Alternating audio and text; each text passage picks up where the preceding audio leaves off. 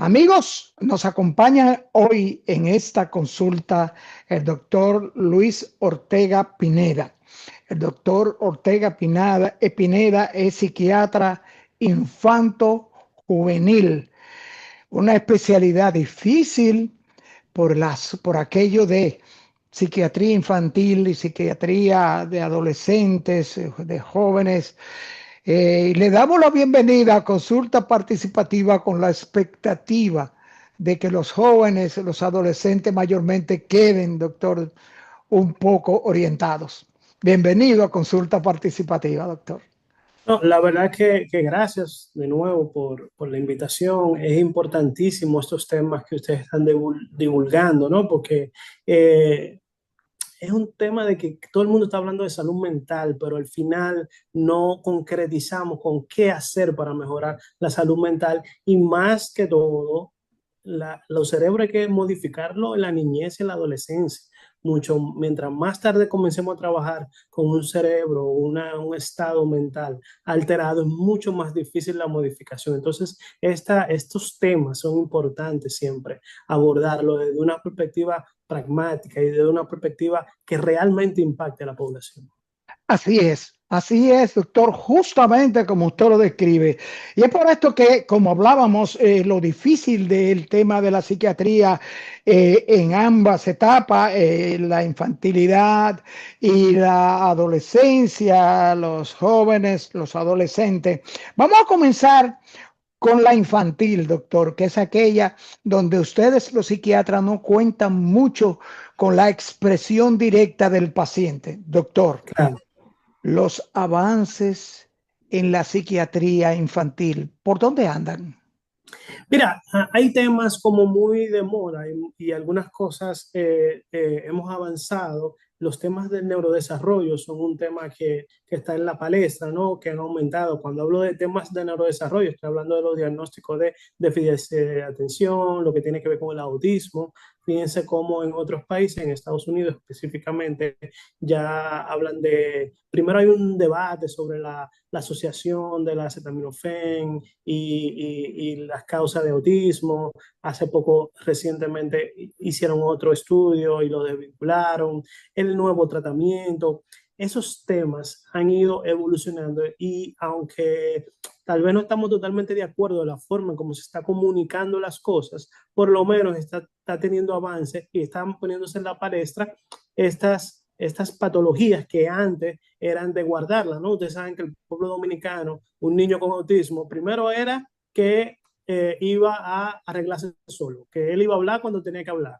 Y luego entonces cuando llegaban los 5 o 6 años que no hablaban, entonces lo comenzaban a no llevar al colegio, a guardar a la casa, al niño que tiene retraso mental. Entonces, ese estigma que tenía, ese miedo a la sociedad de cómo iba a desarrollarse un niño con déficit de atención, que tal vez era muy jodón, como uno dice, ¿no? Y este niño con autismo que tal vez no se comunicaba o no tenía esas conductas que los otros niños tenían, entonces los padres tendrían a retraerse y a no hablar de esto. Entonces, con el nueva visión y con los avances que estamos teniendo, pues entonces estos temas por lo menos se están comentando más, ya no se retraen más, ya hay cosas que están comenzando por lo menos a hablar de cómo cambiar la situación de los niños con déficit de atención, los niños con autismo, los trastornos conductuales, estos temas que son muy importantes en las primeras etapas de la vida, en los primeros 6 años,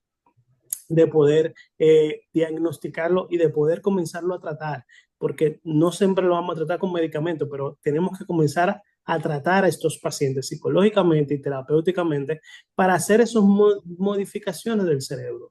Eh, Definitivamente ahora se está diagnosticando mucho más el incremento del autismo en nuestra juventud. Es importante.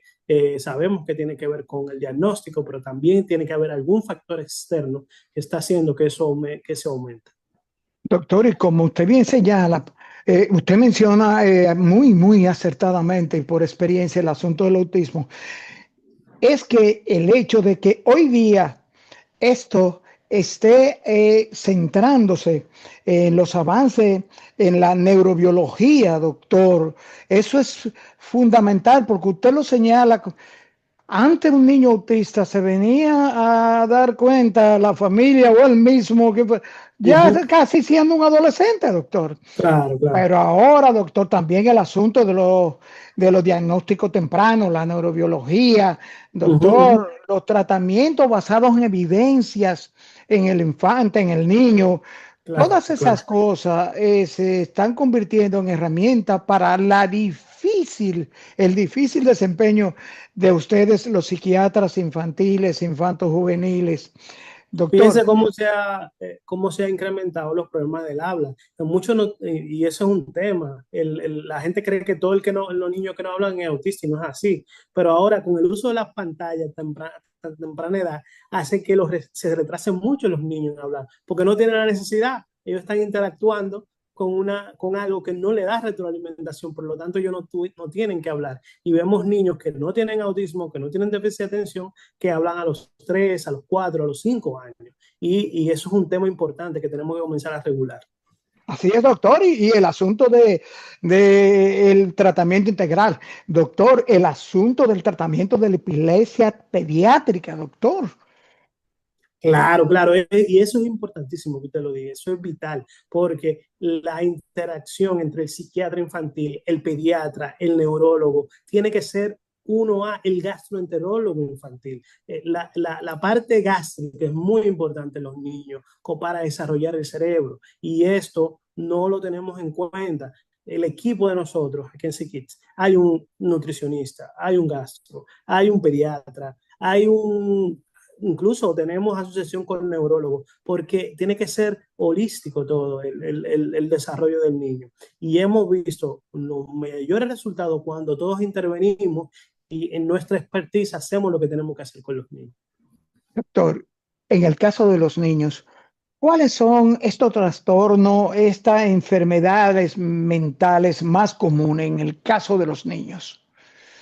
Tendremos que ver por las edades, ¿no? Los trastornos del apego son uno, lo que tiene que ver cómo la madre se relaciona con el niño, el padre, los trastornos conductuales son muy frecuentes, cómo se comportan los niños.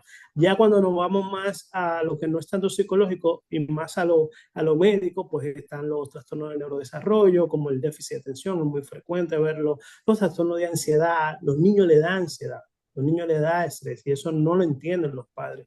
Los niños después de los 3 4 años presentan trastorno de ansiedad. Y no es que lo tenemos que medicar, pero tenemos que tratarlo porque se vuelven unos niños muy inseguros, muy introvertidos, que luego entonces pueden desarrollar otras patologías como depresión si no comenzamos a tratarlo desde que tienen 3 4 5 6 años, ¿no? Entonces, los trastornos de ansiedad son muy frecuentes, las fobias, los miedos específicos también son frecuentes, son ese miedo a que mi mamá me deje, ese miedo de que a mi mamá le puede pasar algo, de que puede morir, son más frecuentes de lo que los padres creen. Lo que pasa es que muchas veces, vuelvo y le digo, los padres creen que se va a quitar con el tiempo y lo que se hace es que se transforma con el tiempo. No es que se le va con el tiempo. Entonces, eso es muy importante que lo sepan los padres, que cualquier signo, si a un hijo mío le da gripe y yo veo que no se le cura en 4 o 5 días, yo lo llevo al pediatra.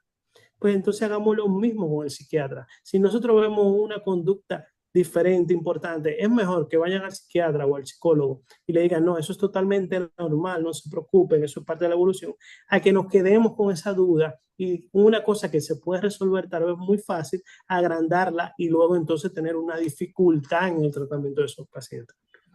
Doctor, es cierto que una de las señales que se ha podido comprobar y que ha llamado la atención de los padres, aquellos que están muy pendientes de sus niños, el trastorno por déficit de atención. ¿Cuán efectivo es el padre que nota un déficit de atención y qué debe hacer un padre que nota un déficit de atención en un niño ya de 3, 4 años? ¿Qué es lo primero que debe hacer, doctor? Lo primero es en que los padres entiendan que existe el déficit de atención, ¿okay? Porque es muy difícil para muchos de esos padres entender qué es y por qué tienen déficit de atención. Y más porque casi siempre, no siempre, pero en la mayoría de los casos, hay padres, uno de los dos padres tiene un déficit de atención. Entonces, ellos son los mismos que dicen, pero yo era así cuando chiquito.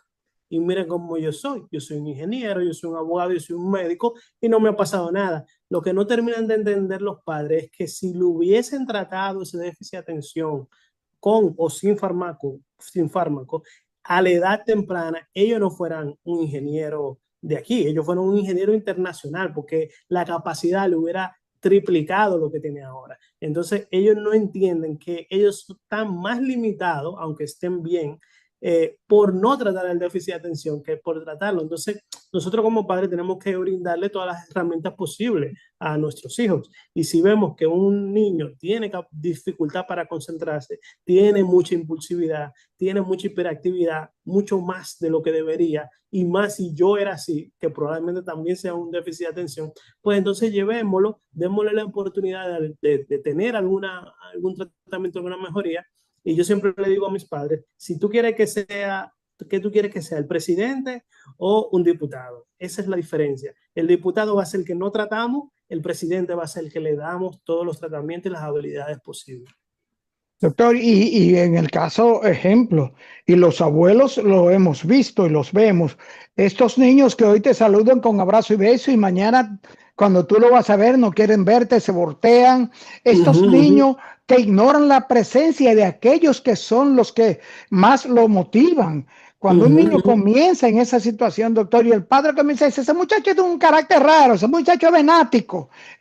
Sí, no, eso pasa mucho con el déficit de atención, esos cambios de humor, pero también lo estamos viendo mucho con la interacción en las redes sociales. Los niños de 6 7 8 9 años que se pasan demasiado tiempo en las pantallas, en esos juegos como Roblox, otro tipo con Discord, entonces se aíslan y un niño que puede ser muy cariñoso en un tiempo, en un periodo de 6 meses, de un año, hace un cambio radical y ahora no sale de la habitación. Ahora lo único que quiere estar es comiendo y hablando, interactuando a nivel digital, y eso trae muchos problemas tanto de relación social como de relación familiar, como de enfermedades mentales, y eso no lo estamos viendo. Entonces, ahora los padres lo que dicen es, no, él está bien, él está dentro de la habitación.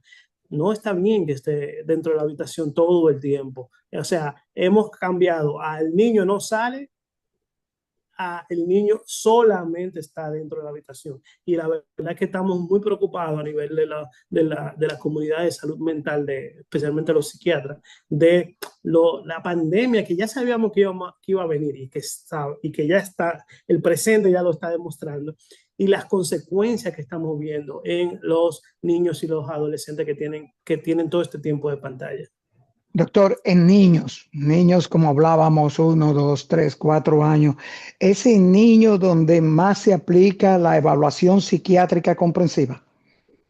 No, la psicometría hay muchos, según la edad, hay una serie de psicometrías que se van a hacer, como le digo, según la edad, ¿no? Si estamos buscando más frecuente el déficit de atención, el autismo, pues es mucho más frecuente después de los 3 años, pero ya si estamos buscando personalidad de los 9 años, después 8, 9 años, si estamos buscando lo que son los trastornos de ansiedad, desde los 5 o 6 años se pueden hacer buenos, bueno, desde más pequeño también, pero ya mucho más. El trastorno obsesivo compulsivo se puede ver de los 7 años. Entonces, cada prueba psicométrica, y eso es importante que usted lo señale, cada prueba psicométrica que le hacemos a cada edad, hay un grado de buscar esa patología más frecuente o esa condición más frecuente de un niño que probablemente no está yendo en la línea de desarrollo que nosotros queremos.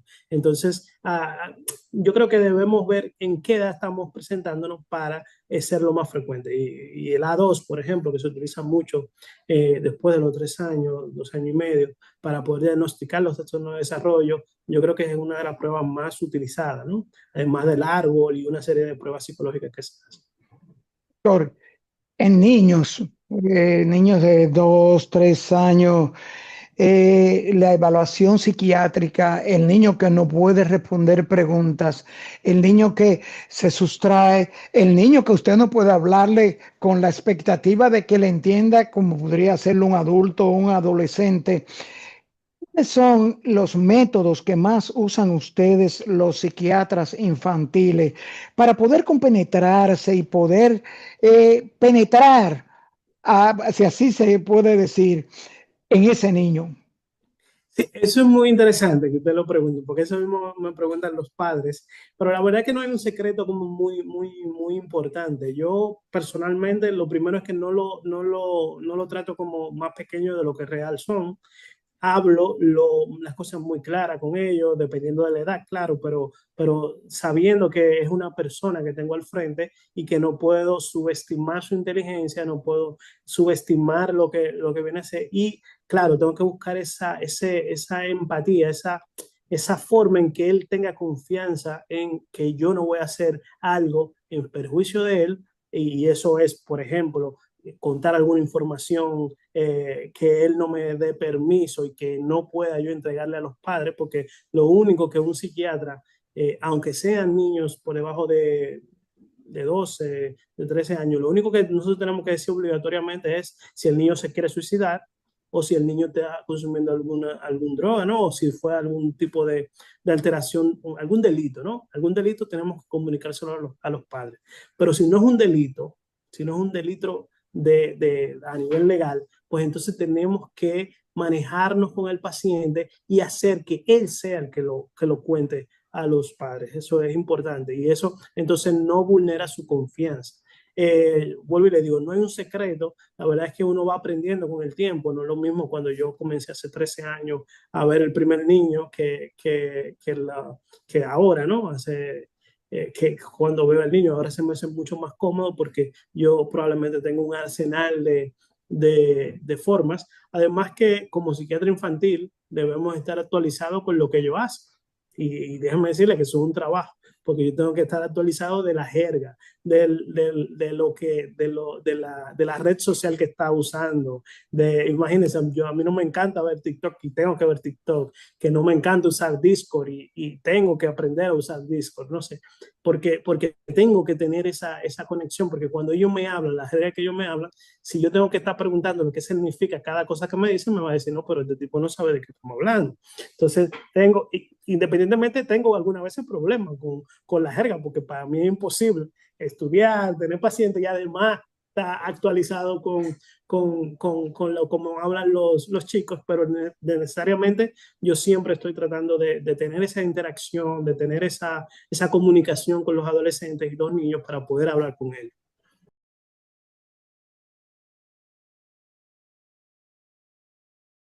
Doctor, en los niños, cuando un psiquiatra comienza a tratar un niño o va a tratar un niño, hay que primero tomar en cuenta la genética, si este niño, si los padres sufrieron trastornos, Claro. si los padres tuvieron enfermedades mentales. Es cierto que esto influye en gran medida en la posibilidad de un niño con trastornos mentales. Vital, eso es vital, porque cuando hacemos una historia clínica, la factor genético podemos decir que va entre el 30 y el 40% de lo que tiene que ver con la enfermedad mental. Por lo tanto, cuando hacemos una historia, prácticamente en todos, ya sea abuelos, ya sea tíos, ya sea hermanos, ya sea padres, tienen alguna condición de salud mental vinculada. Como yo le decía ahorita, es muy frecuente que los niños con déficit de atención tengan padres con déficit de atención o abuelos con déficit de atención. Incluso ahorita vi una consulta donde el hermano tiene déficit de atención, el papá tiene déficit de atención y la hermana también está diagnosticada por déficit de atención. Y la verdad es que lo pudieron descubrir, uno lo iba descubriendo después que el otro lo descubría en el psiquiatra, ¿no? Y que lo trataban. Y eso es importante porque la genética tiene mucho que ver. Incluso para los tratamientos que damos muchas veces, cuando le damos un tratamiento al papá o a la mamá o al hermano, muchas veces preguntarlo es importante porque casi siempre es efectivo para ese paciente. Entonces, ahí vemos el vínculo genético que hay que hacer, que hay que mirar. Doctor, los niños con enfermedades crónicas, ejemplo, así rápidamente, diabetes, son más propensos a desarrollar problemas neurológicos, problemas neuropsiquiátricos. Pero la gente no sabe lo importante que es, sino tal vez no ni siquiera lo que llamamos enfermedad, que ya sí es una enfermedad, pero la obesidad en niños, que está aumentando un montón, es uno de los problemas más grandes que llevan a trastornos depresivos, a trastornos ansiosos, a trastornos del corazón que vienen con problemas de estrés postraumático. Un niño un adolescente que le dé un infarto, que le dé un problema de coma, tiene un estrés postraumático por la forma en cómo se produjo, el miedo de que vuelva a pasar, el miedo de que pueda morir. Todo eso nos trae muchos trastornos de salud mental. Además, el metabolismo de las grasas, sabemos que puede traer como consecuencia una alteración de los neurotransmisores, de cómo el hipotálamo, de cómo todo lo que tiene que ver con el sistema de los diferentes circuitos del cerebro van a cambiar y van a tener propensión a algún tipo de salud mental. Entonces,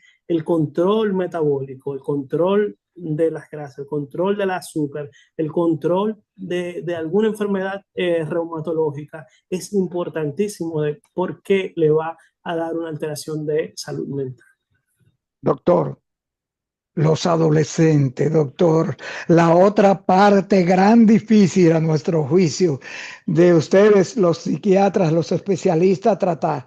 Dígame, doctor, trastorno psiquiátrico en adolescentes, niños de 12, 13, 14, 15, 16 años, ¿cuán frecuentes son y cuáles son los que más se manifiestan a esta edad? Mira, la verdad que los adolescentes son un reto para cualquier especialidad, incluyendo psiquiatría, mucho más, porque el adolescente no viene solo.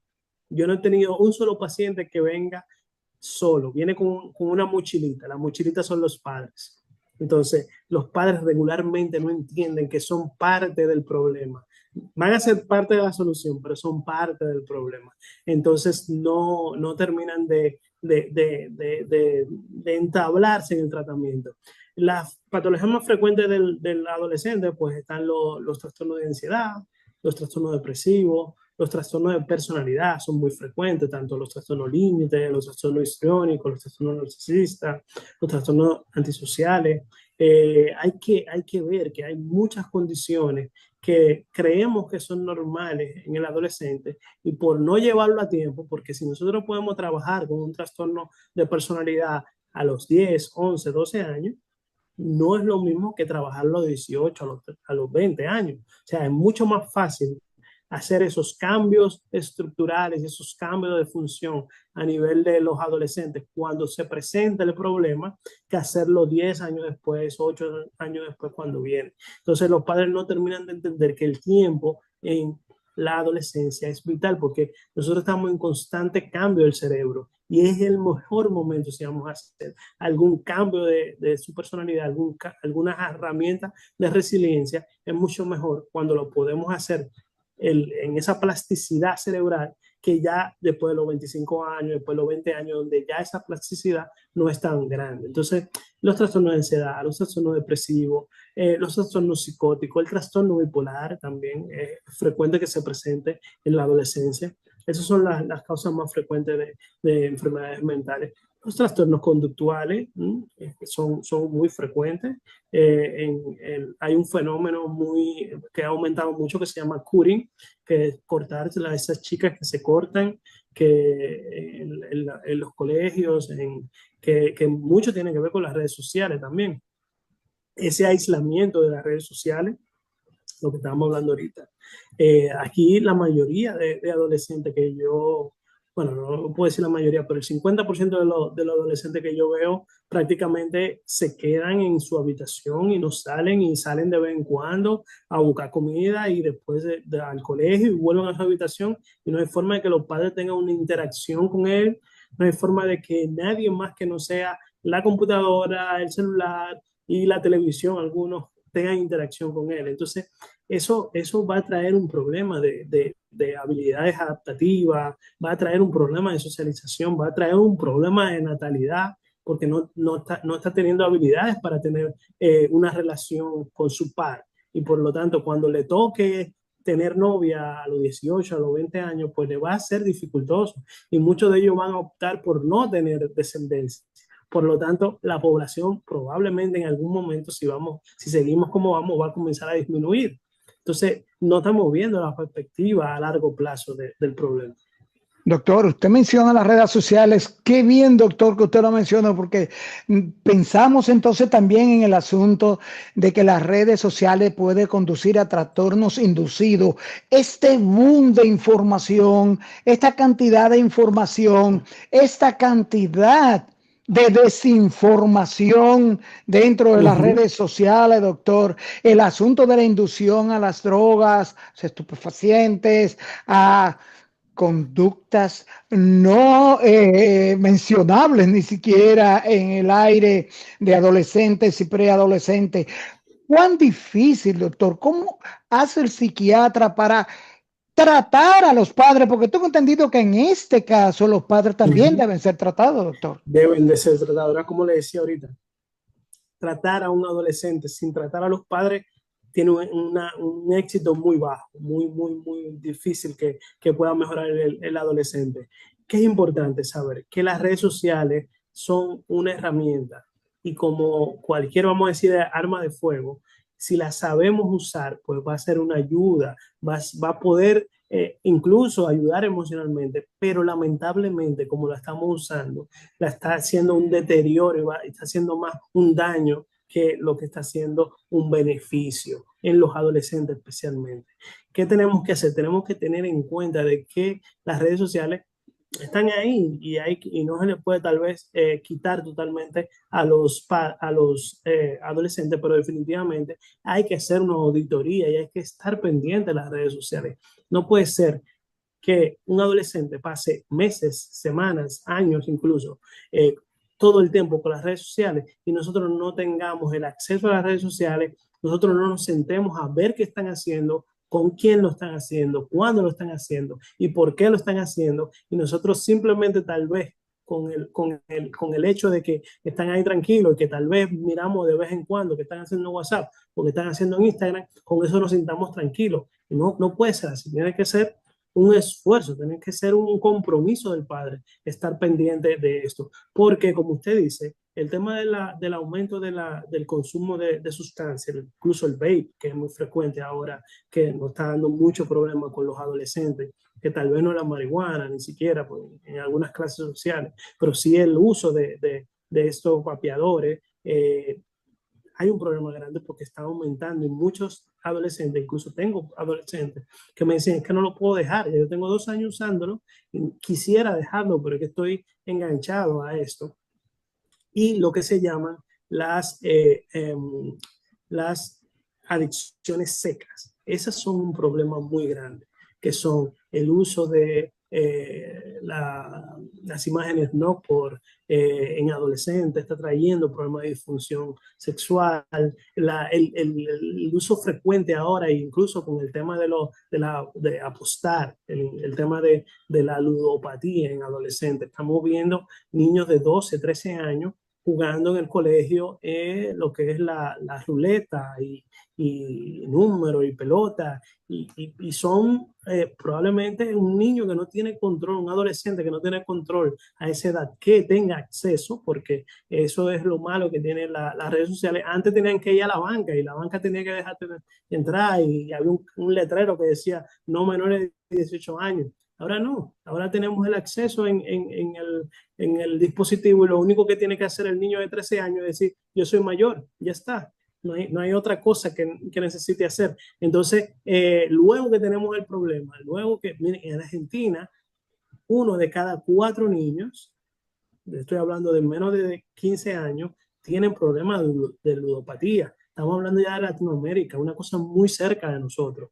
Yo tengo pacientes que ahora mismo están enganchados a la ludopatía y los padres no lo ven, no lo saben porque no se dedican a ver el problema y creen que el niño está viendo pelota o está viendo basquetbol y eso es bueno para él y no saben qué es esa acción de ludopatía que está creciendo en esos adolescentes. Yo creo que tenemos que hacer mucho más y hay que decir definitivamente que los padres necesitan ayuda y la ayuda la tiene que proveer el Estado. O sea, tenemos que crear políticas públicas, tenemos que crear consecuencias a esas, por ejemplo, decirle en la cantidad de pornografía o de no por que se puede acceder a nivel de las redes, o lo que tiene que ver con el sistema de apuesta para evitar o sancionar incluso a los padres que los niños creen ludopatía, crear unidades de adolescentes para poder deshabituar de muchas de estas condiciones, ¿no? Tanto de drogas como de ludopatía y otras adicciones blandas. Tenemos que creer, aquí no hay ninguna institución que ingrese crónicamente, quiero decir, 6 meses, un año, a un niño que tenga problemas de consumo de sustancias. Entonces, ¿cómo podemos brindarle esa herramienta que es muy importante para la deshabituación de una sustancia si no el Estado no crea nada, ni siquiera privada, ni siquiera privada hay una institución así? Imagínense si no tenemos tampoco pública. Entonces, probablemente estamos criando a nuestros niños con una vulnerabilidad demasiado alta, y este incremento de la delincuencia en los barrios, por ejemplo, mucho tiene que ver con eso. Pues si un niño usted no lo puede comenzar a controlar, a mirar, a enmendar desde pequeño, pues estamos teniendo mucha violencia en niños pequeños. Fíjense cómo en estos 2 últimos meses han muerto varios niños de 13, de 12 años que ya eran sicarios, que ya creaban esta violencia. Entonces, eso no debería ser en un país. Y eso está pasando por la falta de control del Estado. Doctor, finalmente, que no se nos quede, se dice, vimos un estudio que dice que casi el 8% de los adolescentes y preadolescentes padecen trastorno de ansiedad y Ujú, depresión, doctor, a ujú. pesar de esas herramientas modernas a las que tienen acceso. ¿Por qué esto, doctor? Lo que pasa es que todavía estamos en concientización de salud mental. Y lamentablemente los tratamientos no llegan a estos lugares. Yo que trabajo en un hospital en el área Contreras, la cantidad de niños que necesitan tratamiento adecuado, los padres no pueden comprarlo, no pueden llevarlo, no pueden seguir. Es prácticamente, es como si fuera, imagínense que fuera un cáncer, tu hijo tiene un cáncer y tú no puedes tratarlo. O sea, tú estás prácticamente dejándolo a que Dios sea el que lo trate. Así pasa con la salud mental y este país, vamos a decir. Y en muchos países también, no solamente con nosotros, incluso en países desarrollados tienen temas por la cantidad de recursos que dedican a la salud mental. Yo creo que 8% es bajo todavía. En ese estudio, yo creo que está más alto de eso. Lo que pasa es que tenemos muchas cifras negras que no vemos, pero si no comenzamos a tratar a los niños desde que comienza a presentar algún síntoma, eso va a incrementar a un 20, a un 30, a un 40%. Hay un estudio recientemente que salió también que a nivel mundial ya llegamos a 1.000 millones de personas con alguna condición de salud mental y somos 8 9 mil millones de gente. O sea, el 10% de la población ya tiene algún tipo de enfermedad de salud mental importante. Entonces, si no lo vemos hacer, en 10, 15 años vamos a tener 2 o 3 mil millones de personas con alguna alteración de salud mental. Y entonces sí vamos a comenzar a ver el impacto a nivel mundial.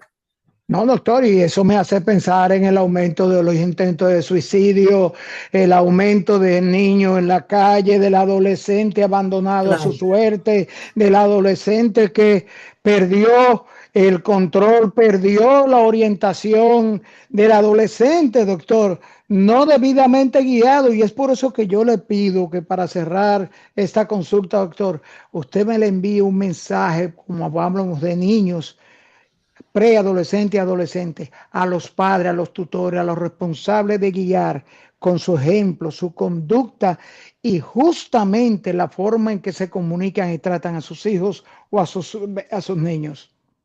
Bueno, yo lo voy a resumir en esto. Lo importante es, primero, darse cuenta que hay un problema. Segundo, no tener miedo de buscar solución para los problemas con los profesionales que sepan cómo trabajar con los problemas. Y por último, tanto el país como la familia, llevar esos recursos hacia esos niños para poder disminuir ese impacto que está teniendo la alteración de salud mental a nivel global. Doctor, ¿dónde pueden los amigos de consulta contactar al doctor Ortega Pineda? Bueno, estamos en Psikids, es el centro mío. En Instagram lo pueden buscar en PsikidsRD, @PsikidsRD, y a mis teléfonos 809-868-3108. Ahí estamos dispuestos y con el equipo integral, como le había comentado antes. Doctor, gracias por esta consulta que sin lugar a duda ha orientado mayormente a los padres. Gracias, doctor. Hasta luego, un placer. Gracias por acompañarnos a esta consulta con el doctor Luis Ortega Pineda, psiquiatra infanto-juvenil, donde estuvimos tratando y siendo orientado en todo lo que tiene que ver con trastornos y enfermedades psiquiátricas en niños, preadolescentes y adolescentes. Amigos, amigas, nos vemos en la próxima consulta.